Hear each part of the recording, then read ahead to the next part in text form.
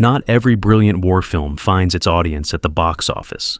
In this countdown, we'll explore 15 remarkable war movies that, despite their powerful storytelling and unforgettable visuals, failed to make a profit. From intimate soldier portraits to epic battlefield spectacles, these films offer something truly special for lovers of cinema history.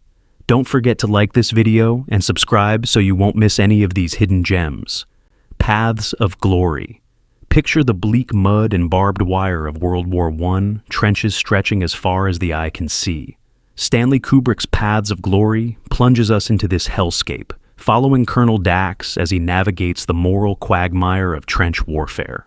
Despite glowing critical praise for its unflinching depiction of war's absurdity, the film stumbled at the box office upon its 1957 release, buried under more romanticized tales of the battlefield heroism.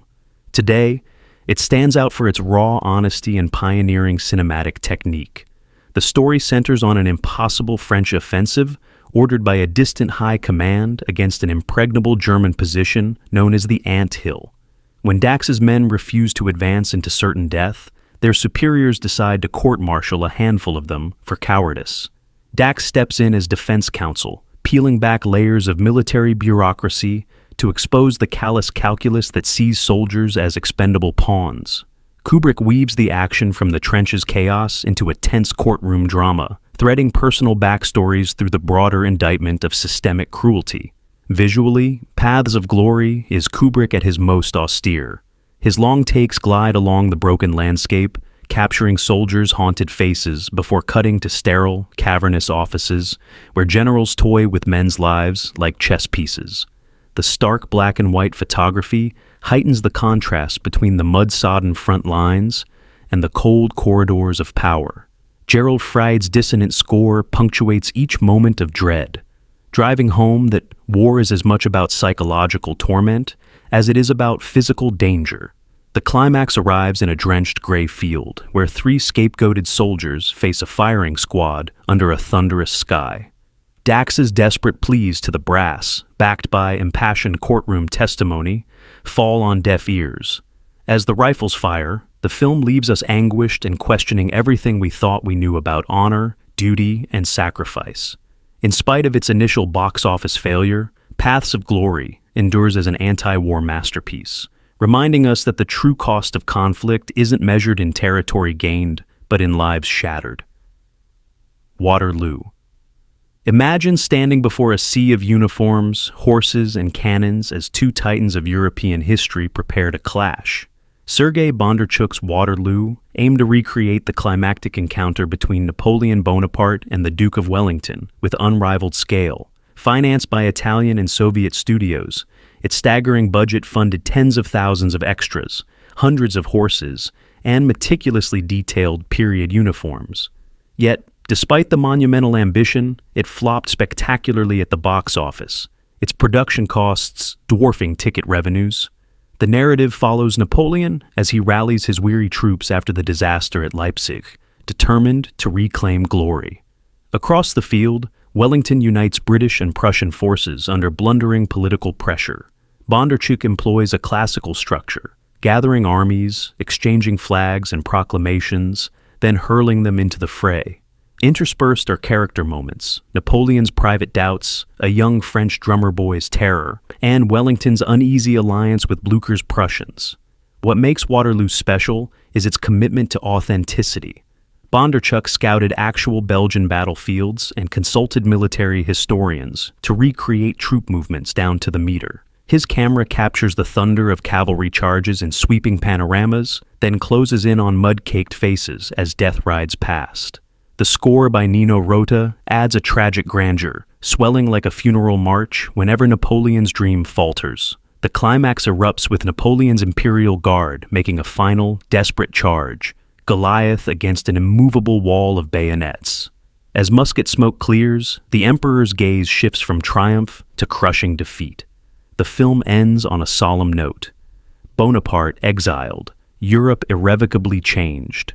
Though audiences balked at its length and expense, Waterloo remains unmatched in its epic scope, a sweeping testament to the hubris and heartbreak of one of history's greatest battles. A Bridge Too Far.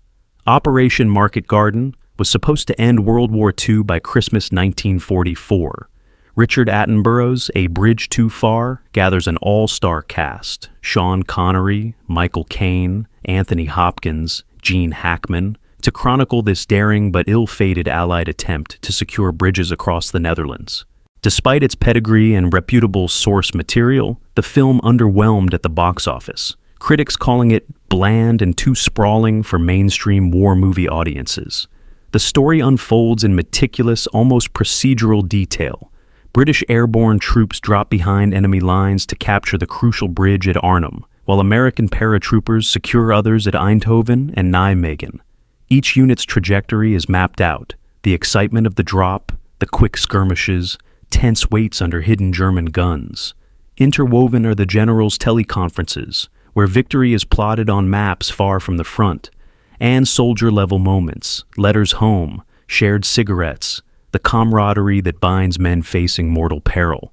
What distinguishes A Bridge Too Far is its panoramic, almost documentary approach. Attenborough avoids glorified heroics in favor of measured realism. Shot on location in the Netherlands, it uses actual villages and waterways to heighten authenticity. Each scene is carefully composed, with cinematographer Jeffrey Unsworth's lenses capturing the haze of dawn-lit fields and the shudder of explosions. John Addison's score underscores the tragedy, building from hopeful fanfares into somber, elegiac chords. The climax centers on the doomed stand at Arnhem's northern bridge. With dwindling supplies and no reinforcements, the paratroopers' defenses crumble under successive German assaults. The final images, a solitary British flag fluttering amidst ruined buildings, speak volumes about hubris and sacrifice. Though audiences at the time balked at its length and somber tone, A Bridge Too Far endures as a poignant reminder that even the best planned operations can founder on the brutality of war. The Thin Red Line. Terrence Malick's The Thin Red Line arrived amid a summer of cinematic blockbusters, but veered sharply from the norm. While Steven Spielberg's Saving Private Ryan was praised for visceral action, Malick delivered a meditative, philosophical journey through the Guadalcanal campaign of World War II. Despite winning critical accolades, including an Academy Award nomination for Best Picture, it barely recouped its $50 million budget, leaving studio executives bewildered by a war story so reflective rather than adrenaline-driven. The film opens on a military transport ship shrouded in dawn mist, carrying fresh Marines toward an island fortified by the Japanese. Instead of diving straight into combat, Malick follows a handful of soldiers, Private Witt, Corporal Fife, Sergeant Welch, as they grapple with fear, faith, and fleeting moments of beauty amid chaos. Through whispered voiceovers, the men reflect on home, love, and mortality even as bullets and grenades tear through the surrounding foliage. Malick's approach redefines war movie storytelling. Cinematographer John Toll bathes the island in golden light, juxtaposing the lush jungle's serenity with bursts of violence. Editor Saar Klein weaves sound and image into a dreamlike tapestry: insect calls, crashing waves, and the thud of boots on humid earth. Composer Hans Zimmer's score drifts between haunting piano motifs and swelling strings, reinforcing the film's contemplative rhythm. The climax is a slow, deliberate crawl through Japanese bunkers lit by flickering fires. Men fall silently. The camera lingers on expressions of shock, resignation, and fleeting compassion as soldiers exchange water and cigarettes with their adversaries. When Private Witt encounters a wounded enemy soldier, their brief, wordless exchange encapsulates the film's central question: what meaning can be found in violence? By offering no neat answers, The Thin Red Line remains exceptional, a war movie that chose poetry over spectacle, even if audiences weren't quite prepared. Windtalkers. John Woo's Windtalkers sought to spotlight the Navajo code talkers, whose unbreakable language helped turn the tide in the Pacific Theater. Starring Nicolas Cage as Private, Joe Enders, and Adam Beach as Private. Ben Yazzie, one of the original code talkers, the film pairs thrilling battle sequences with a buddy drama core. Yet, despite Woo's reputation for balletic action and the film's stirring true story basis, it underperformed heavily, grossing just $77 million worldwide against a $115 million budget. The plot hinges on a tragic mandate. Enders is ordered to protect Yazzie at all costs, including killing him if capture seems imminent, to prevent the code from falling into enemy hands. As they train on California's coast, camaraderie forms, tempered by tension once they land on Saipan. Wu intercuts the pair's friendship, shared cigarettes, whispered Navajo lessons, with brutal combat, amphibious assaults, pillboxes, and knife-fight ambushes in the jungle. What makes Windalkers stand out is Wu's signature stylistic flair fused with historical drama. His swooping camera moves capture Marines charging through surf, then dive into slow-motion close-ups of enemy fire raking through foxholes. The film contrasts the primal chaos of battle with the intimate bond between Enders and Yazzie. Composer James Horner's score honors both traditions, weaving Native American motifs into soaring orchestral themes. The climax unfolds in a smoky, war-torn village where Yazzie is mortally wounded. Enders must decide between saving his friend or safeguarding the code. The final heart-shattering moment, Enders cradling Yazzie as he whispers last words in Navajo, underscores the film's central tragedy, the moral cost of secrecy in wartime. Though audiences balked at its grim premise and uncleared for release taglines, Windalkers remains unique for its blend of stylized action and respect for an unsung chapter of military history. Alexander.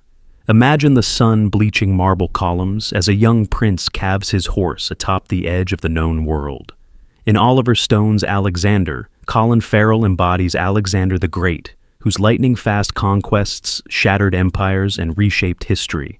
Yet, for all its epic ambition and sprawling battle scenes, where Macedonian phalanxes crash against Persian chariots, the film stumbled at the box office, failing to capture widespread audiences exhausted by back-to-back sword and sandal spectacles.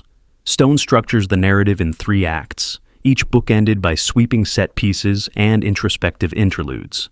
We first meet Alexander as Aristotle's brilliant pupil, thirsting for glory beyond Macedon's borders. The film then plunges into the dusty haze of battle, the narrow pass at Granicus, where disciplined ranks cleave through cavalry, and the fateful fields of Gaugamela, where Alexander's daring cavalry charge shatters Darius's much larger army. Interwoven through these clashes are tender moments: Alexander's friendship with Hephaestion, court intrigue stirred by Roxana, and philosophical reflections on the cost of ambition. Cinematographer Rodrigo Prieto bathes each scene in sun-baked golds and storm-tossed grays, while Vangelis's score blends Eastern motifs with pounding percussion. Stone's non-linear editing jumps between youthful dreams and the aged conqueror's remorse, giving the epic an almost mythic quality. Yet, this very artfulness, for all its visual poetry, confounded viewers seeking straightforward spectacle. At its heart is a climactic duel of strategy and will. Alexander confronting Darius not merely as a soldier, but as a man confronting his own hubris. When the Persian king flees the battlefield, the victory is both triumphant and hollow. With a production budget north of $155 million and a global gross barely exceeding it, Alexander became a cautionary tale of epic fatigue. Still, its meditative approach and bold reimagining of a towering historical figure give it a unique place among sword and sandal films, remembered today more for its audacity than its ticket sales. Gods and Generals.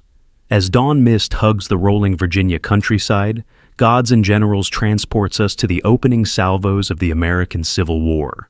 Directed by Ronald F. Maxwell as a spiritual prequel to Gettysburg, this 3-hour drama follows visionary Confederate General Thomas Stonewall Jackson, alongside a youthful Colonel Joshua Chamberlain.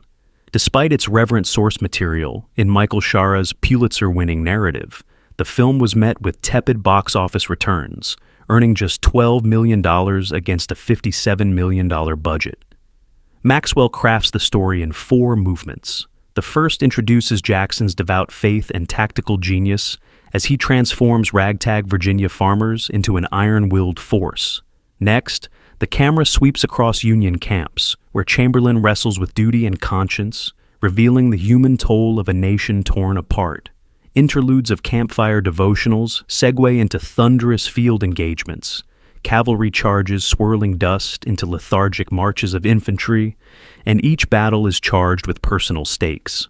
What sets gods and generals apart is its slow-built reverence for character over spectacle. Cinematographer Kees van Oostrom frames Jackson's prayer book close-ups against hissed commands, while Mark Isham's plaintive score weaves hymnal chorales through the roar of musket fire. The film's deliberate pace and almost devotional tone earned praise for authenticity, but alienated viewers expecting non-stop action. The climax arrives at Chancellorsville. Jackson's daring flank march, cloaked by evening shadows, catches Union forces off guard. The carnage is raw, yet Jackson's triumph is short-lived. A friendly fire incident leaves him mortally wounded. As he whispers cavalry commands from his deathbed, the film leaves us grappling with faith, sacrifice, and the valley of unsung heroism that history often overlooks. The Alamo. Picture dusty plains stretching toward a lone stone mission, flags snapping in a merciless Texas wind. In The Alamo, director John Lee Hancock reanimates the iconic 1836 siege, where a small group of Texian defenders chose defiance over surrender against Santa Anna's vast Mexican army.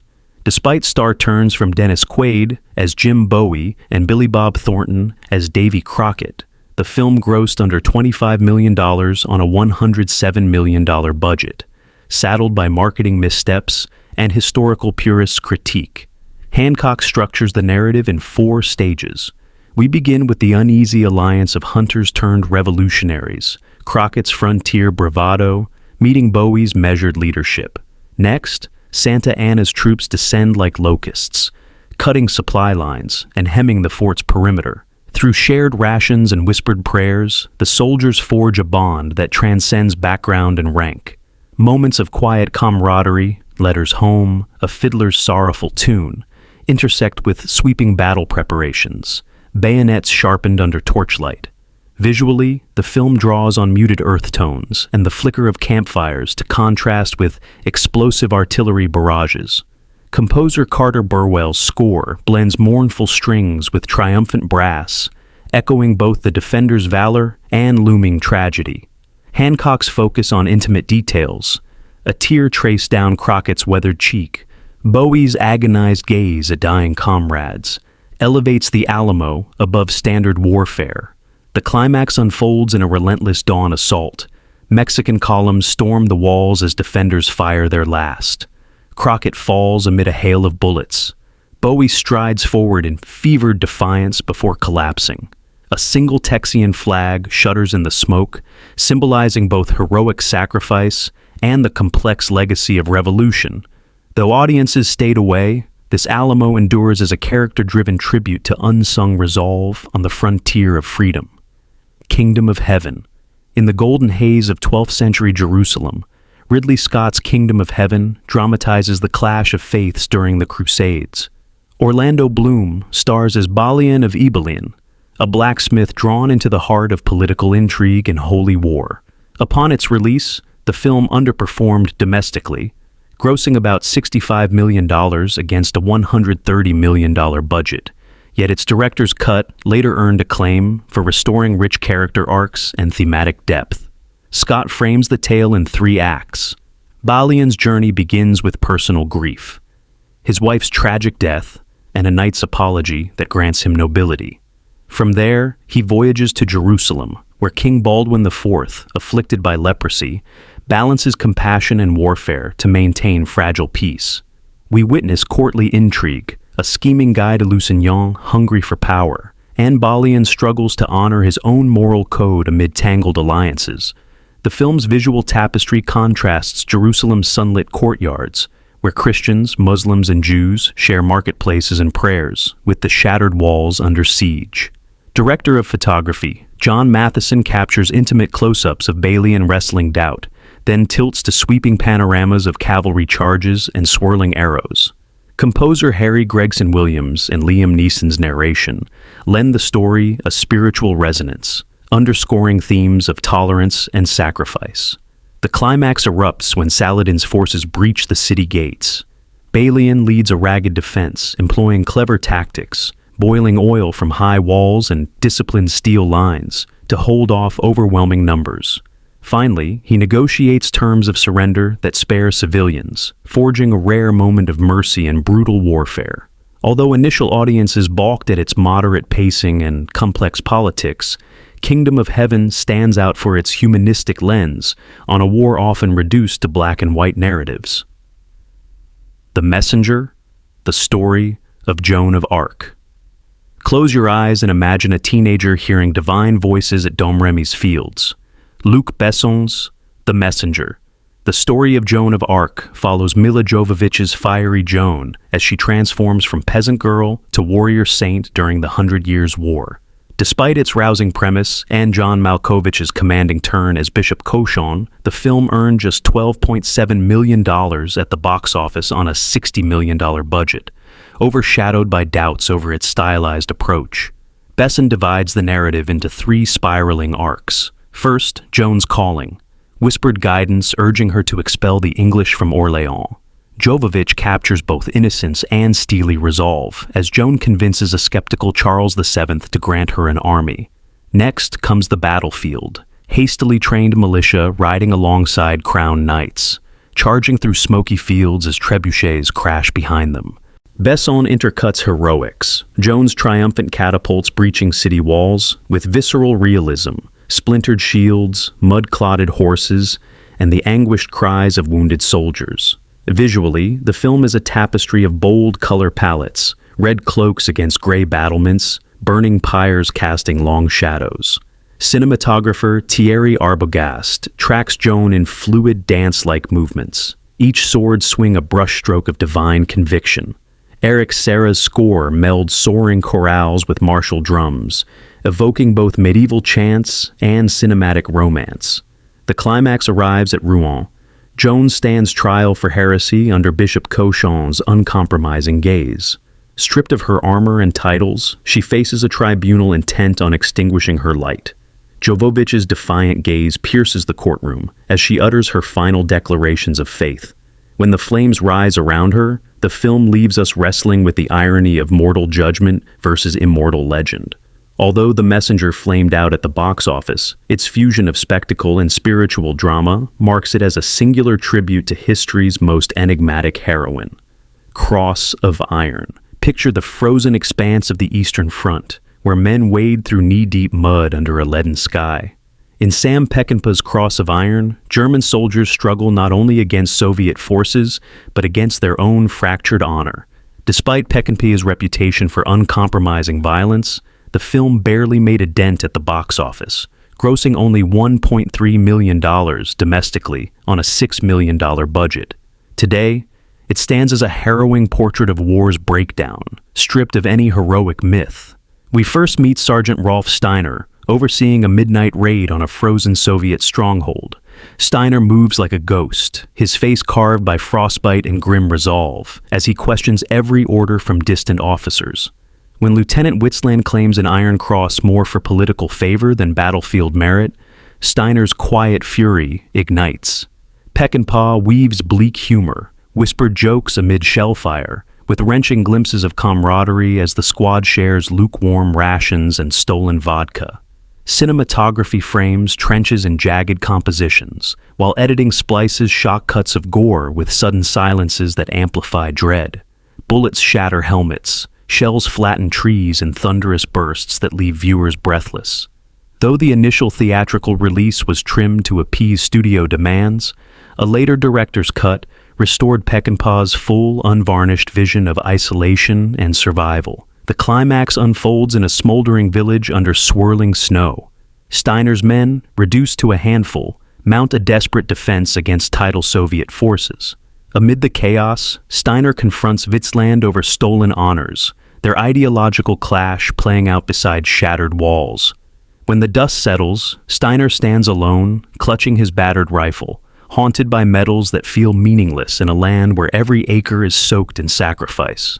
Though audiences shunned its savage realism in 1977, Cross of Iron has grown in stature, its gritty honesty influencing a generation of war filmmakers drawn to stories of fractured loyalties and moral ambiguity. Zulu Dawn. Imagine dusty plains beneath a relentless African sun, where cattle paths meet imperial ambitions. In Douglas Hickox's Zulu Dawn, British forces march toward Sandalwana, unaware they are stepping into one of history's most stunning defeats. Despite an ensemble cast led by Peter O'Toole and Burt Lancaster, the film faltered at the box office, earning just $5 million on a $6.7 million budget. Today it stands as a striking but overlooked prequel to 1964's Zulu, offering a gritty look at colonial hubris. The narrative begins in mid-1879, following Lieutenant Melville as he leads a column of redcoats across rolling grasslands. His orders: secure the frontier and suppress Zulu resistance. Alongside him is the impetuous lieutenant, Chard, whose seasoned pragmatism clashes with Melville's idealism. Intimate campfire moments, letters read under lantern light, soldiers sharing tobacco with wary horsemen, balance the ominous drumbeat of Zulu warriors gathering just beyond the ridge. Battle sequences erupt without fanfare. 15,000 Zulu warriors surge in coordinated waves, their chants filling the air before smoke and musket fire drown out all else. The camera tilts and spins as British pikes clash with assegai spears, immersing viewers in a whirlwind of steel and sweat. Elmer Bernstein's score intertwines haunting choral motifs with pounding percussion, echoing the clash of two worlds. The climax occurs at the southern ridge of Isandlwana Hill, where Melville's thin line of defenders buckles under flanking maneuvers. As ammunition runs low, officers and privates form desperate squares only to be overrun in brutal hand-to-hand combat. In a final heart-stopping moment, Chard sacrifices himself to save wounded comrades, his silhouette framed against rising smoke, a testament to duty amid chaos. Though its 1979 release left audiences lukewarm, Zulu Dawn now resonates for its unvarnished portrayal of defeat and resilience. Its refusal of triumphant crescendos in favor of lingering sorrow marks it as a bold, if underseen, entry in war cinema. Torah, Torah, Torah. Picture the calm waters of Pearl Harbor, shimmering under an unsuspecting sun. Richard Fleischer's American unit and Kinji Fukasaku and Toshio Masuda's Japanese unit join forces in Torah, Torah, Torah, dramatizing the planning and execution of Japan's surprise attack on December 7th. Despite its massive scale and painstaking attention to detail, the film underwhelmed at the box office, grossing $23 million in North America on a $25 million budget.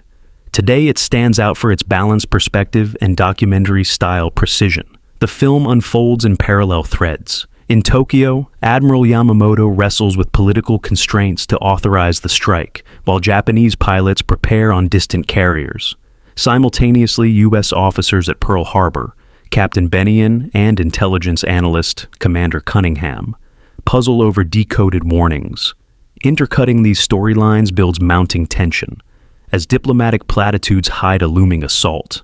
Cinematography captures both sides with equal reverence. Zeros swoop over decks, then shift to Hawaiian skies, where lookouts spot an incoming haze of aircraft. Sound design alternates between hushed strategy meetings and thunderous torpedo drops, highlighting the thin line between peace and pandemonium. Jerry Goldsmith's score melds military drums with haunting flutes, underscoring the tragedy seared into every frame. The climax arrives on that fateful morning. Squadrons of dive bombers plunge through flak, delivering devastation to battleships and airfields. Explosions rip vessels apart as sailors scramble in chaos. Fleischer's camera stays detached yet intimate, capturing a wounded Benion's final commands and the desperate bravery of downed gunners. The unflinching realism delivers a gut punch that lingers long after the credits roll. Though 1970 audiences expected clear heroes and villains, Torah, Torah, Torah refused simplicity. By giving both sides' motivations equal weight and absorbing historical accuracy, it carved a unique niche, one whose box office stumble belies its lasting legacy as one of war cinema's most meticulously rendered spectacles. The Four Feathers. Imagine windswept dunes of North Africa, where scorching sun bleaches bones of ancient empires. Shaker Kapoor's The Four Feathers retells A.E.W. Mason's classic tale of cowardice and redemption during Britain's Sudan campaign. Despite its epic scope, the film stumbled at the box office, grossing about $17 million on a $35 million budget. Today it shines for its sweeping visuals and intimate exploration of honor and shame. The story follows Harry Feversham, a young officer who resigns on the eve of battle, believing himself unfit to command. When he receives 4 white feathers, symbols of cowardice, from comrades and fiancée Ethne, Harry is tormented by guilt. Disguised as a wandering civilian, he sails to Sudan to rescue those who condemned him. Under blazing skies and through scorched villages, he learns that true loyalty often demands unseen acts of bravery. Visually, The Four Feathers captivates with endless desert vistas and sudden, fierce skirmishes. Crashing hooves and the crack of rifles echo across shifting sands as Harry evolves from outcast to unlikely hero. His friendship with Abu Fatma bridges cultural divides, lending emotional depth to battles that might otherwise feel distant. Gabriel Yared's score marries plaintive strings with tribal drums, evoking both the setting's beauty and its brutality. The climax erupts at an abandoned fort under siege. When enemies breach the walls, Harry sheds his disguise and steps into the torrent of bullets, firing a single defiant shot. His comrades, inspired by his courage, rally to hold the line. As dust settles, Ethne greets him with tears and forgiveness, underscoring the film's message. Valor lies in facing fears, not living without them. Though theaters emptied in 2002, The Four Feathers has since found an audience among war film enthusiasts. Celebrated for its emotional heart and panoramic spectacle, its portrayal of redemption amid relentless adversity secures its place as a poignant war drama.